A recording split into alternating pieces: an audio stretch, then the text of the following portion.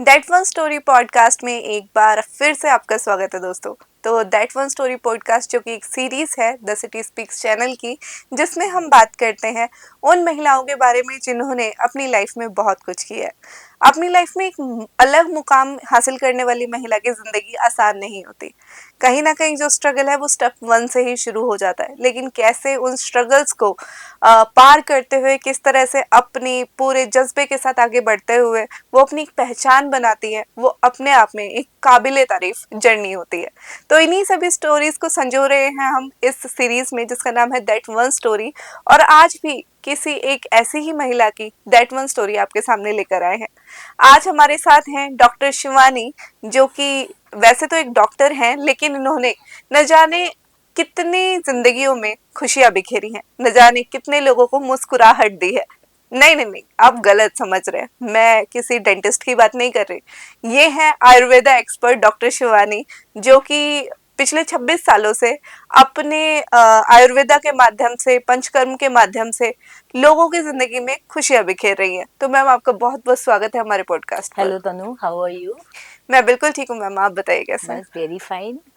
सो ma'am, जैसे कि आज आप अपनी स्टोरी लेकर यहाँ पहुंची हैं, तो इनिशियली जब भी किसी स्टोरी की शुरुआत होती है तो उसकी फाउंडेशन कहीं ना कहीं होती है उसकी एजुकेशन से, इनिशियल डेज से।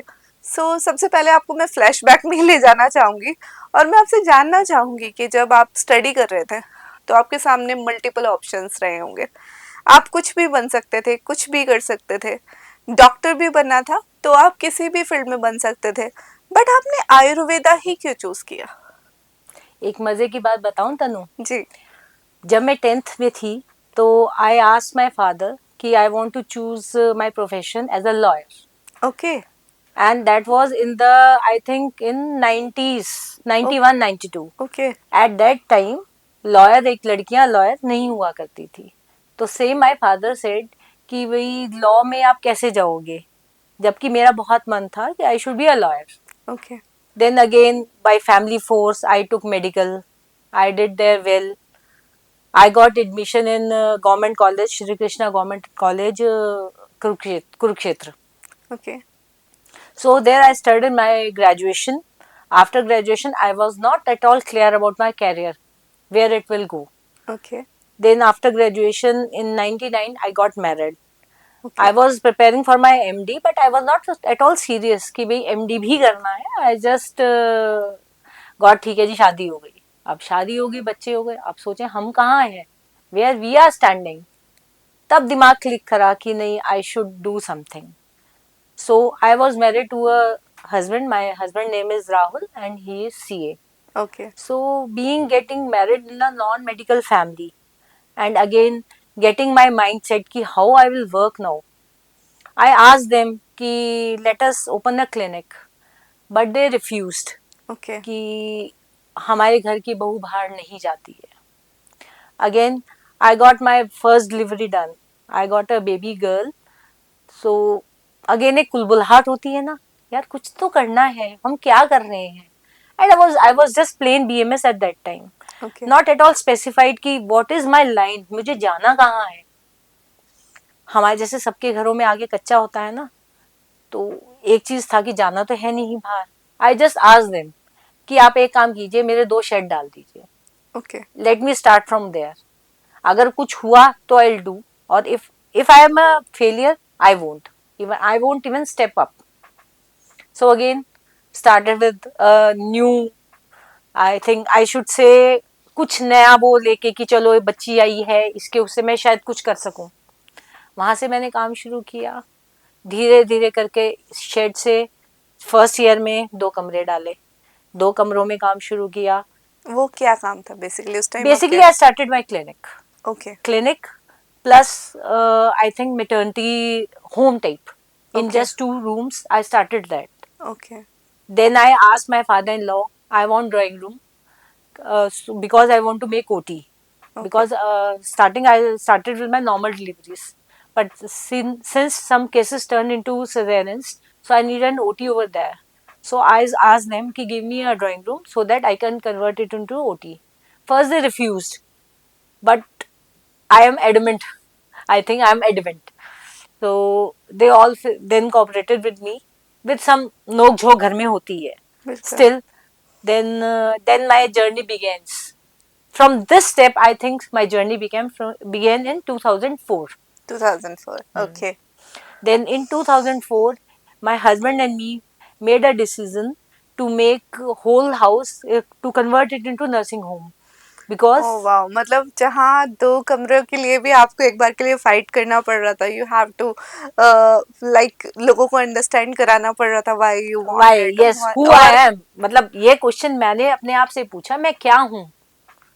वहां से जब जर्नी शुरू करी, फिर जब 2 कमरों में उनको लगा कि हाँ इसको कुछ सक्सेस है, इसके पास कुछ एबिलिटी है, देन ओनली दे डिसाइडेड कि okay will make a home upstairs and you convert all the house into nursing home. Wow. And later on in 2008 I took a plot nearby, just in front of our building, and that I converted into Ananda Health and Beauty Institute in 2008. सो अभी पहले hospital, जो कि आपने starting में भी नहीं सोचा था, हॉस्पिटल आपका बहुत अच्छा, आपको रिस्पॉन्स मिला. Then suddenly switched, not switched exactly, parallelly आपने एक और जो यूनिट जो स्टार्ट की आनंदा, जो कि बिल्कुल ही डिफरेंट थी क्योंकि उसमें कॉस्मेटिक प्रोसीजर हो रहे थे. तो ये वाला थॉट कहाँ से आया? ब्यूटी एंड वेलनेस का थॉट कहाँ से आया? ये thought I think it was in my BMS final year okay. because I was innovative from the starting कि कुछ अलग. तो जब मैं BMS फाइनल ईयर में थी तो मुझे ऐसा लगा कि ना हम आयुर्वेदा के अंदर हम क्या कुछ अलग कर सकते हैं. सेम पैटर्न से हर कोई दुनिया चलती है, हम इसमें क्या अलग लेके आ सकते हैं. तो ये कहीं एक वेग सा आइडिया था कि ऐसा कुछ कंसेप्ट होना चाहिए. I have open Ananda health and beauty institute. It is an wellness centre and it holds almost 4 floors. Okay. In that 4 floor there are different works. In our ground floor there is an academy. Okay. We teach all the students for all beauty courses, different kind of beauty courses. Then in first floor we are having gym. In Okay. second floor we are having our beauty salon. Okay. It comprises both cosmetology part also and herbal part also. Okay. And on top floor we are having our this naturopathy center. Great. So इतना आपने expand किया है अपना काम. सो यहाँ से एक question मेरे दिमाग में आता है कि जैसे कि आप 2 अलग अलग इंडस्ट्री को एक तरह से बैलेंस बना कर लेके चल रहे हैं. So what do you feel के ये जो है जितना भी जैसे कॉस्मेटिक इंडस्ट्री है, इसमें आप देख रहे हो आउटर इतने सारे प्रोडक्ट्स आ चुके हैं, इतने सारे प्रोसीजर आ चुके हैं. एंड वन इज लाइक कि जहाँ हम आयुर्वेदा में बिलीव करते हैं, जहाँ पर हम कहते हैं कि अगर आपको अपनी स्किन भी अच्छा दिखानी है तो you should heal from inside first, then it will reflect on your face और Yeah, of समथिंग, course, right? you are right. So आप किस थ्योरी में ज्यादा बिलीव करते हैं? I for answering your first question, कि भाई अंदर से हीलिंग कैसे होगी, that's I'm expert for panchakarma. I'm panchakarma expert. And what is panchakarma? It is detoxification. Okay. अब हम आते हैं, अगर हम बात करें अपनी इनफर्टिलिटी की, वो हम कैसे कर रहे हैं. दैट्स ऑल्सो बिकॉज हम इतना जंक फूड खाते हैं, सब कुछ खा रहे हैं, तो वो सब कमेंस हो रहा है, वो सब एक्यूमुलेट हो रहा है. तो हम पंचकर्मा में जाते हैं. जब हम अंदर से आपको बिल्कुल डिटॉक्सिफाई कर दिया तो अपने आप ग्लो आ जाएगा, है ना. तो वो पंचकर्मा के पार्ट हो गया. अब रही बात ब्यूटी की, हाउ इट इज कोरिलेटेड, है ना. कोरिलेशन पूछ रहे हैं आप मुझसे कि ब्यूटी और ये कैसे कोरिलेटेड है. No doubt these are 2 different industries, है ना. पंचकर्मा मेरा उसके पार्ट से, मेडिकल पार्ट से, it is Panchakarma. But still many bridals those who come more my place, उनको हम पंचकर्मा भी रिकमेंड करते हैं. Sometimes they take, sometimes they don't. लेकिन क्यों कहते हैं हम पंचकर्मा के लिए? उनके आगे प्रोजेनी अच्छी हो, इसलिए हम कहते हैं कि आप शादी से पहले पंचकर्मा लेके जाएं, ताकि जो आगे आपका बच्चा बनता है, जो आगे आपका एग होता है, वो अच्छा बने, ताकि वो डिटॉक्सिफाई होके जाए. See this how this is Panchkarma and beauty is related. Yes, it is. So ma'am जैसे कि आपने बताया कि you are dealing in infertility cases as well and अभी तो आपने जो अपनी पीएचडी है, first of all congratulation for your PhD thank you ma'am. And जो आपने पीएचडी की है वो भी आपने इनफर्टिलिटी में अपनी जो मतलब बेसिकली पंचकर्मा में पीएचडी हुई है। ओके टॉपिक मेरा पीसीओडी था। पीसीओडी हाँ। Okay ma'am. सो आजकल आप कौन सी प्रॉब्लम्स देखते हैं कि मतलब आज इनफर्टिलिटी के इतने केसेस या तो पहले नहीं होते थे या फिर इतना रिपोर्ट नहीं होते थे, तो कुछ भी अगर हम कहें बट हाँ प्रॉब्लम तो है, ये तो हमें पता है। सो आपको क्या लगता है इसके पीछे क्या रीजंस हैं? देखो, सबसे पहले इनफर्टिलिटी पहले क्यों नहीं थी और अब क्यों है। पहले इसका अगर हम पीछे जाएं, भाई पहले क्यों थी और अब क्यों है, पहले क्यों नहीं थी। आप अपना लाइफस्टाइल देखें, जी है ना, क्या लाइफस्टाइल है हमारा। हम हर टाइम मोबाइल पे हैं, पहली गलती। ठीक बिल्कुल है, हम लोग लेट सोते हैं, दूसरी गलती। हमारा जो खाना है, लाइक जो हम खा रहे हैं, हमेशा मैदा और ये जंक फूड, ये हमारा सबसे ज़्यादा खाने का पार्ट होता है, तो ये हमारी तीसरी गलती है। अगर हम पीछे जाएं, पीछे में क्या था, जल्दी सोते थे, 8-9 बजे they all get to sleep. जो दिमाग था that is relaxed. Everybody is social media, social media पे हैं सब, तो बिल्कुल वो कहीं ना कहीं तो हमें इफेक्ट कर रहा है ना। ठीक है, उसके बाद फिर खाना, लोग 7 बजे खाना खत्म कर देते थे, अभी क्या है, अभी सब चीज़ ही लेट है, शादियां भी लेट हो रही हैं, 10 बजे शादियां, या फिर if you are going for a dinner, आप लेट आते हो, लेट आते हो, लेट खाते हो, लेट सोते हो, तो वो दूसरा कारण हो गया आपका इनफर्टिलिटी का। और तीसरा हमारा social media plus working style, ये सारा हमारा इनफर्टिलिटी फैक्टर्स को प्रोवोक कर रहा है। सो मैम जब इनफर्टिलिटी के इतने केसेस अब बढ़ते जा रहे हैं, जब आपके पास कोई आता है तो उनको आप जनरली क्या सलाह देते हैं और किस तरह की आप प्रॉब्लम्स, क्या सॉल्यूशन फर्स्ट जो आपका उस पे टेक होता है वो क्या होता है? देखिए, मैं एकदम मेडिसिन पे कभी भी किसी पेशेंट्स को शुरू करती ही नहीं। जी मैंने आपसे पहले भी बताया था, व्हाट इज इनफर्टिलिटी। भगवान ने हमें इनफर्टाइल तो नहीं भेजा बिल्कुल है ना। इनफर्टाइल तो हम अपने कर्म से हुए हैं, हम क्या कर रहे हैं उससे हम इनफर्टाइल हुए हैं। ये इनफर्टिलिटी गाँव में नहीं है, शहरों में क्यों है ज़्यादा। अगर हम इसके बारे में एनालाइज करें, तो सबसे पहले आई यूज टू से चेंज योर लाइफ स्टाइल। 1 महीना कोई दवा नहीं, दवा ये है आपकी, क्योंकि ये आपकी जो आदत है ना, यही सबसे ज़्यादा आपकी बीमारी है। तो जो भी इनफर्टाइल कपल है, या जो मेरी फर्स्ट काउंसलिंग होती है, हमेशा इस चीज़ के ऊपर रिलेटेड होती है कि आप अपना लाइफस्टाइल चेंज करो। लाइफस्टाइल में हमें क्या चेंज चाहिए, जो लोगों को पता ही नहीं चलता कि वो कब हमारे अंदर इनकॉर्पोरेट हो गया है। जी सबसे पहले लेट सोना, 10 बजे, 10 बजे कोई सोने का टाइम है। एवरीबडी सेज लाइक दैट, 10 बजे कोई सोने का टाइम है। तो वो चीजें, भैया 10 बजे मतलब 10 बजे, खाना मतलब 8 बजे। अभी क्या है जी, हम तो काम से ही 9 बजे आते हैं, तो 8 बजे खाना कैसे खाएंगे। तो अब ये तो आपको देखना है, आप अपना बॉक्स ले जाइए। ये तो नहीं है कि आप 10 बजे काम से आ रहे हैं, 11 बजे नहा रहे हैं और 12 बजे आपका खाना हो रहा है। तो वो उसका आप देखिए। अब आ गया, ये तो हो गया, इसके पीछे क्या है।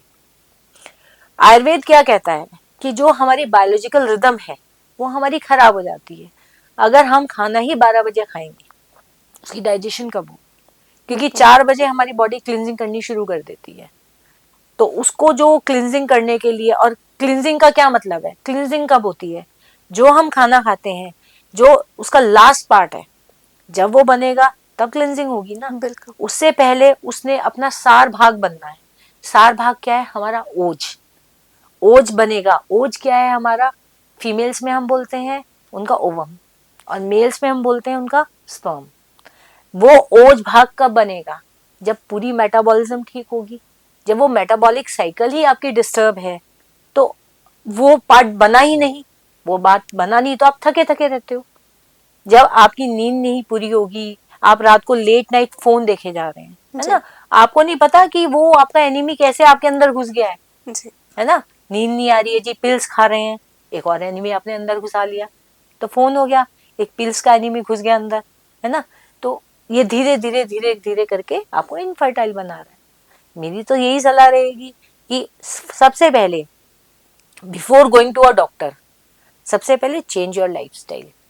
एटलीस्ट जो हमारे यंग कपल्स हैं, और इवन मैं आजकल के जो ओल्ड एज वाले हैं उनके लिए भी मैं कहूँगी, वो क्यों इतने बीमारी से, इंसोम्निया से क्यों ग्रसित हो रहे हैं। उन्होंने भी अपने जीवन में फोन ले आए, वो भी रात को 9-10 बजे स्क्रॉल करे जा रहे हैं, फिर रात को पिल्स खा रहे हैं, हाइपरटेंशन क्यों हो रही है, सब यही कारण। मतलब आप जो समझाना चाहते हैं कि लाइफ में जितने भी हमें हेल्थ इश्यूज आते हैं वो मोस्टली जो है वो आप हमारे लाइफस्टाइल की वजह से, बिल्कुल लाइफस्टाइल इंड्यूस्ड प्रॉब्लम है सारी। बिल्कुल, मैं तो हमेशा यही मान के चलती हूँ कि भगवान ने हमें बीमार नहीं भेजा है, बीमार तो हम खुद ही हो रहे बिल्कुल। सो मैम जैसे इनफर्टिलिटी के केसेस आप देख रहे हैं, आपने कितना बताया भी अभी कि क्या क्या हमें करना चाहिए। सो कोई ऐसा केस जो आपके पास आया हो जो आपको लगता है कि वो आपके लिए बहुत ही टचिंग था, कोई ऐसा एक्सपीरियंस? हैं। देखो अगर मैं एक चीज बताऊं, I am emotionally very weak but mentally I am very strong, मतलब ये फैक्ट है और एक डॉक्टर को ऐसा ही होना चाहिए। इमोशनली वीक क्यों? क्योंकि I have lost my mother at very early age, she was suffering from cancer, तो उनकी डेथ बहुत जल्दी हो गई थी। लेकिन मेंटली मैं स्ट्रांग बनी कि I have to do now something, कुछ तो करना है। अब जब मेरे पास पेशेंट आते हैं वो मेंटली और इमोशनली दोनों वीक होते हैं, उनकी आंखों में आंसू होते हैं, टप टप टप टप अश्रुधारा बहती है जब वो मेरी सीट से बैठते हैं और जब तक वो उठ के नहीं जाते हैं उनकी मतलब आंखें हमेशा नम रहती हैं। अब वो आंखें मेरे को पहुंचनी है ना, तो जब तक मैं उनके साथ मेंटली इमोशनली अटैच नहीं होंगी वो मेरी बात नहीं समझ पाएंगे, पहली बात। रही बात किसने मुझे टच किया, मेरे लिए तो हर पेशेंट मुझे टच करता है, ठीक है ना, जो मेरे पास आ गया अगर मुझे उसको ठीक करना है तो जब तक मैं उसके माइंडसेट में नहीं घुसूंगी मैं उसका अच्छे से इलाज नहीं कर सकती, बिल्कुल। है ना। अब आप एग्जाम्पल्स की अगर बात करें तो इनन्यूमरेबल है, फिर भी I recall an example of a teacher. उनकी शादी को 8 साल हुए थे और अभी 3 महीने पहले उनके यहाँ हमारे यहाँ से डिलीवरी हो गई वाह। उन्हें। अब उनका मैं एक बार छोटा सा उनका केस में डिस्कस करती हूँ। अब उनकी शादी को 8 साल हुए, मल्टीपल मिसकैरेज हुए उनके, मल्टीपल। अब उसको प्रेगनेंसी कंसीव करने में भी डर लग रहा था कि भाई मेरे को नहीं करना है, हर बार वही दुख मैं नहीं झेल सकती। बिल्कुल। तो मैंने उनको काउंसिल किया, फिर I started with panchakarma. First of all उनको डिटॉक्सिफाई किया। सेकंड थिंग मैंने पहले भी बताया था कि लाइफस्टाइल चेंज, वो चीज़ चेंज की, उनकी हेक्टिक लाइफ को चेंज किया, उनके स्लीप रिदम्स को सेट किया। 3 मंथ्स मुझे उसमें लगे। फिर उसके बाद हमने अपने पंचकर्मा प्रोसीजर्स किए, पोस्ट वो जो हम बस्ती वगैरह प्रोसीजर्स करते हैं पंचकर्मा में, उनसे उनकी इम्यूनिटी स्ट्रॉन्ग की मैंने। मतलब it took nearly 4 to 5 months, okay. Then she got conceived. वाह। उसके बाद कंसीव तो पहले भी हो जाता था लेकिन प्रॉब्लम क्या थी, बच्चा खराब हो जाता था। हम्म। फिर through out 9 months I follow all my Ayurvedic regime. और उन्होंने अभी लास्ट 2 months पहले एक स्वस्थ बिटिया को जन्म दिया वाह। And she is now very much happy. और एक और अगर मैं केस डिस्कस करूं, एक patient from she is from Bihar, 15 years उनकी मैरिज लाइफ को हो गए हैं। उन उसमें उनके मेल पार्टनर में प्रॉब्लम थी, नील स्पर्म्स थे उनके, तो सब जगह वो केस रिजेक्टेड केस था कि नहीं कुछ नहीं हो सकता। वो मतलब पेशेंट इतना बिलीव था उसको मेरे ऊपर, वो पिछले साल भी आई बट सम प्रॉब्लम्स की वजह से उसको वापस बिहार जाना पड़ा। लेकिन वहां जाकर उसको लगा कि शायद कुछ बन जाए बात, फिर नहीं बनी बात, फिर वो वापस आई। तब बिहार से वो ट्रैवल करके आपके हाँ पास? वापस आई सब कुछ छोड़ के, यहीं पर उन्होंने थोड़ा बहुत काम अपना शुरू किया कि ताकि उनका ये सब हो जाए। यहाँ पर आके फिर मैंने इस बार बोला, मैंने कहा अगर तुम यहाँ हो और you want a treatment, stay here for at least 6 months। हम्म।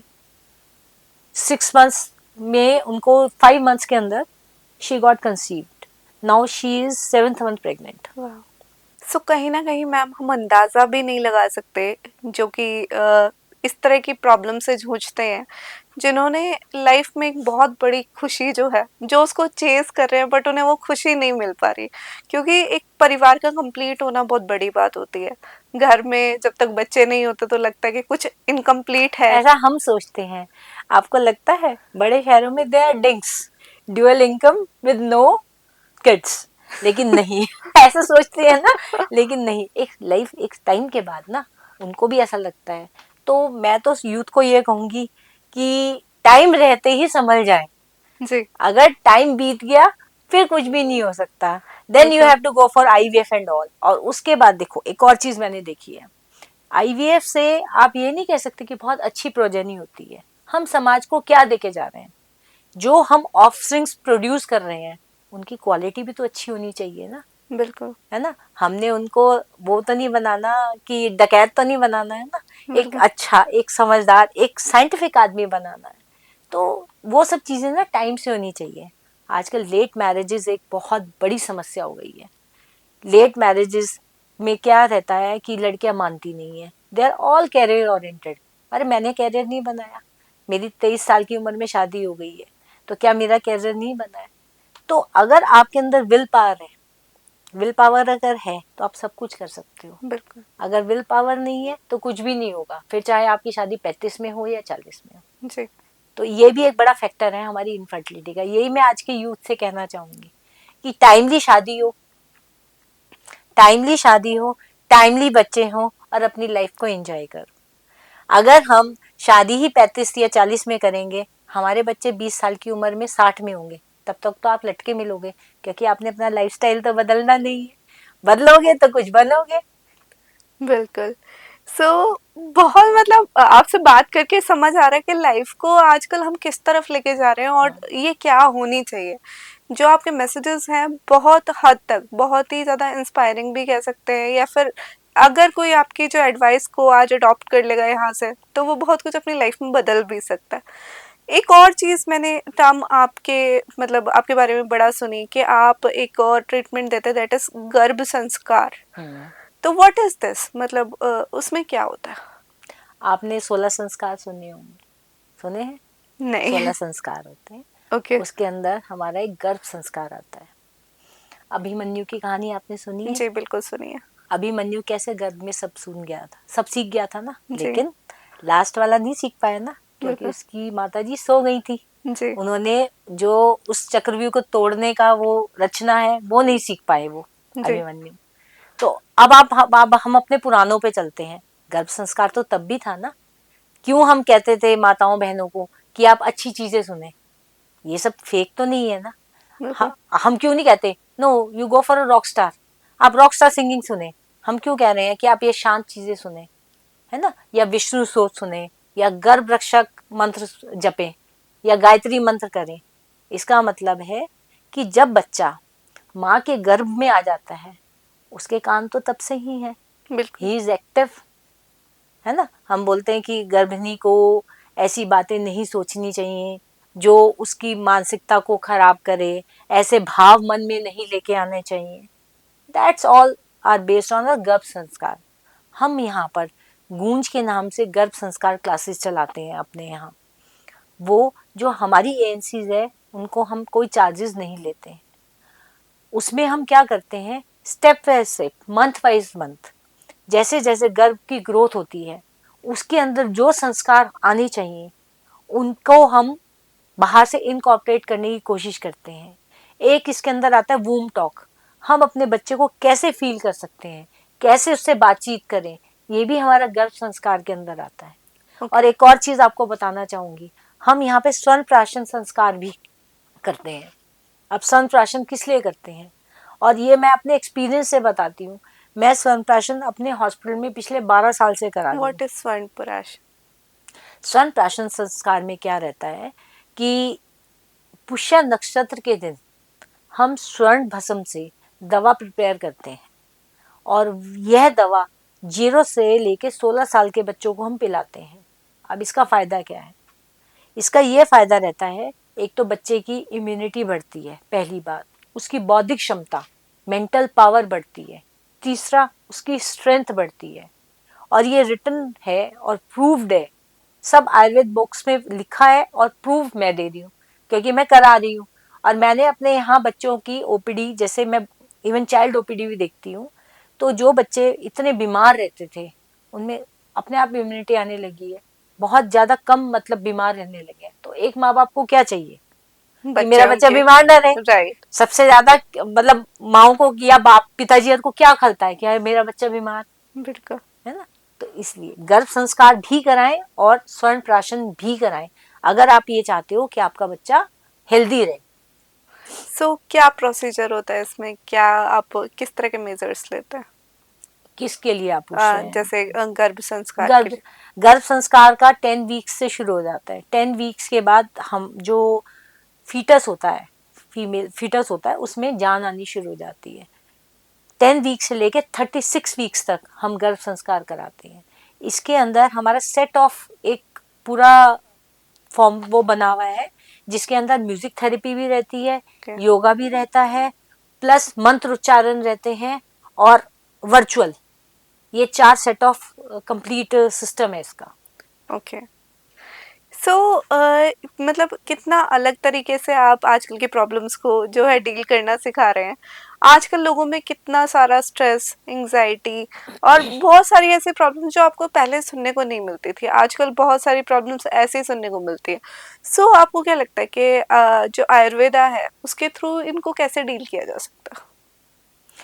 मुझे ऐसा लगता है solution is Ayurveda only for that. Okay. आजकल की हेक्टिक लाइफ के हिसाब से हर कोई भाग रहा है ना, किसी के पास किसी के लिए टाइम नहीं है। तो हम तो नहीं चाहेंगे ऐसे बच्चे अब आगे समाज में आए, चाहे इसमें हम भी हैं। अगर हम अपने पिताजी और से अपने आप को देखें तो हमारा गर्भ संस्कार नहीं हुआ, तो हम थोड़े ऐसे हैं। लेकिन आगे वाली प्रोजेनी हमारी ऐसी होनी चाहिए, एटलीस्ट अपने माँ बाप की करे, सोसाइटी के लिए एक अच्छा उदाहरण बने, और हम ऐसा कर सकते हैं। हम्म। तो इसलिए हम करना चाहते हैं कि ऐसा हो, ताकि हम एक स्ट्रॉन्ग सोसाइटी दे सके। जी, तो जैसे कि आपने बताया कि आयुर्वेद और पंचकर्म दोनों ही बहुत सॉलिड तरीके हैं कि लाइफस्टाइल को हम, लेकिन आजकल किसी को आजकल की लाइफ में एक और प्रॉब्लम आप देखते हैं कि आजकल जैसे कि लाइफ फास्ट हो गई है, ऐसे ही जो हमारी नीड्स है वो भी बड़ी फास्ट हो गई हैं। ऐसे ही हमारा जो हम सोचते हैं कि जब भी हम कुछ करने चले उसका रिजल्ट आए, वो भी हमें फास्ट चाहिए। हम अब जैसे कि आपने बताया कि प्रोसीजर को आप 6 महीने देते हैं, 7 महीने देते हैं, लेकिन आजकल हर कोई चाहता है चुटकियों में काम हो जाए। मतलब आज दवाई ली, कल उसका रिजल्ट दिख जाए, आज हमने कुछ किया, कल उसका रिजल्ट आ जाए। तो ऐसे में आप कैसे, मतलब लोगों के ऐसे भी सवाल आपको आते होंगे कि इतना समय हमारे पास नहीं है, इतना टाइम नहीं है, तो उनको कैसे डील करते हैं? एक ही जवाब है मेरा, सहज पके सो मीठा होवे, है ना। आम है, कार्बाइड लगा एकदम पक जाएगा, अंदर जाके क्या कर रहा है आपको देखें, आपको पता ही नहीं चलेगा। और जो अपने आप पक के आएगा उसका आप देखें। तो देखिए, जिसमें जितना समय लगेगा वो लगेगा, लेकिन आप ये नहीं कह सकते कि आयुर्वेद स्लो है। If you talk for IVF, अगर हम आईवीएफ सेंटर्स की बात करते हैं, they all take 3 to 4 months plus हर टाइम इंजेक्शंस, हर टाइम दर्द, और they are playing with our hormones. कितना चेंजेस हो रहा है, हर कोई आजकल बल्कि हो रहा है। आप देख रहे हैं ना कि पहले जितना स्लिम ट्रिम वाला काम तो रहा ही नहीं। अगर कोई स्लिम ट्रिम है तो उसको अपनी और प्रॉब्लम्स बहुत ज्यादा है, उसमें बिल्कुल। एनर्जी नहीं है। स्लिम ट्रिम के बिल्कुल। साथ है लेकिन एनर्जी नहीं है। तो मैं ये नहीं कहूंगी कि आयुर्वेद स्लो है, लेकिन इट हैज प्रोसीजर्स, उन प्रोसीजर्स में टाइम लगता है, and we should go by that. And अगर हमें एक सक्सेसफुल स्टोरी क्रिएट करनी है तो we should go with that. So यहाँ पर एक बात और निकल के आती है कि जैसे कि आपने बताया कि आयुर्वेद जो है वो स्लो नहीं है, वो अपने तरीके से काम करता है।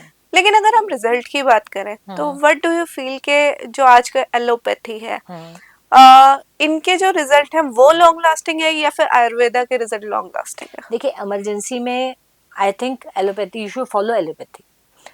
हार्ट अटैक हो रहा है, मैं इतनी देर में, तब तक तो पेशेंट ही ऊपर उठ जाएगा।